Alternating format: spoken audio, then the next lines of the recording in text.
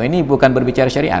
Semua orang sepakat bahwa game online itu lebih merusak daripada memperbaiki. Saya sudah tantang di Cot Keeng ketika peringatan Maulid. Dalam sambutan saya tanya, berapa orang warga Cot Keeng yang sudah kaya dari main game online? Kalau ada yang sudah berhasil, saya mau tampilkan sebagai contoh. Saya akan dakwahkan agar warga Cot Keeng itu main game judi online saja. Berapa orang yang sudah berhasil? Dan keberhasilan yang berapa orang itu dibandingkan kerugian yang lain, berapa persentasenya? Betapa banyak kasus gugat cerai di Aceh Besar itu disebabkan salah satunya karena suami lebih banyak menghabiskan anggaran untuk main game online dibandingkan pekerjaan-pekerjaan yang real yang lainnya.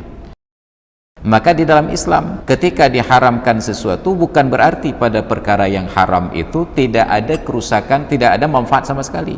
Ada manfaat, tetapi yang jadi dasar haram itu adalah besarnya kadar mudarat yang ditimbulkan dibandingkan daripada manfaat yang dihasilkan. Maka berlakulah kaidah umum yang menyatakan, dan yang paling penting, sahabat Perkusi Aceh, 10% dari hasil penjualan kaos dakwah ini akan kita bagikan kepada sahabat-sahabat kita yang kurang mampu di luar sana.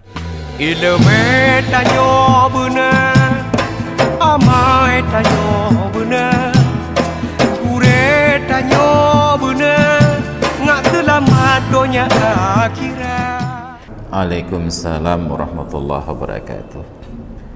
Kalau berbicara tentang larangan di dalam Islam, lalu dipersepsikan seolah-olah pada perkara yang dilarang itu tidak ada kebaikan sama sekali, itu adalah salah. Maka di dalam Al-Quran, di dalam surat Al-Baqarah, ketika Allah menjelaskan tentang hukum arak dan judi, yas'alunaka 'anil khamri wal maisir, mereka bertanya kepadamu wahai Muhammad tentang arak dan judi. Apa jawaban yang Allah diktikan kepada Nabi? Qul fihima ithmun kabirun wa manafi'u linnas. Katakan olehmu wahai Muhammad, pada arak dan judi itu terdapat mudarat pada manusia dan beberapa manfaat. Ada mudarat yang besar dan ada beberapa manfaat. Allah sendiri yang mengakui pada arak ada manfaat, pada judi ada manfaat. Walakin ismuhuma akbaru min naf'ihima, tetapi kerusakan yang ditimbulkan lebih besar daripada manfaat yang dihasilkan. Jadi ketika kita kembalikan kepada kasus game online ini, itu adalah bahagian dari judi.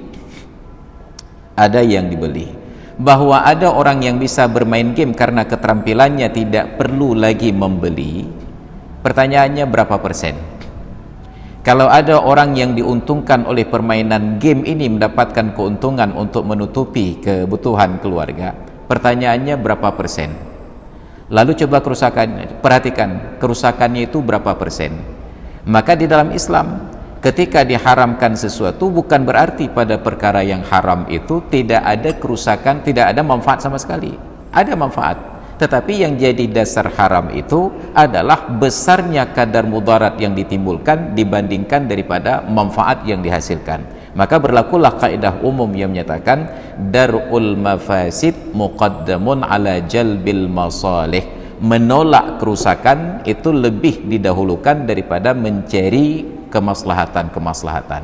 Satu. Yang kedua, coba perhatikan, kita ambil contoh saja di Gampung Prada ini. Saya sudah tantang di Cot Keeng ketika peringatan Maulid. Dalam sambutan saya tanya, berapa orang warga Cot Keeng yang sudah kaya dari main game online?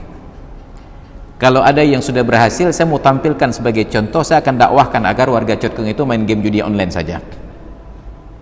Berapa orang yang sudah berhasil?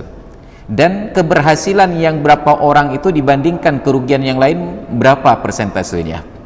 Betapa banyak kasus gugat cerai di Aceh Besar itu disebabkan salah satunya karena suami lebih banyak menghabiskan anggaran untuk main game online dibandingkan pekerjaan-pekerjaan yang real yang lainnya.